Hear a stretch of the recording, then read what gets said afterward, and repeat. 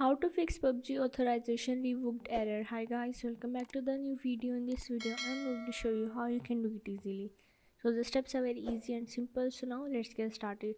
If your PUBG account is logged in with the Facebook, you have to simply click on the Facebook and go on the settings and the privacy. Here you have to click on the privacy, and now you have to scroll down and click on the apps and the website. Now once you are here, you have to again scroll down, and here is the option of the apps, website and the games. You have to turn off these preferences. After turn off this, you have to go on your phone setting and click on the apps.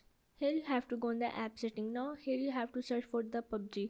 Now once you are there, you have to clear its data and the cache. After clearing it, you have to log in your account and also update your game. So this is how you can fix PUBG Authorization Revoked error.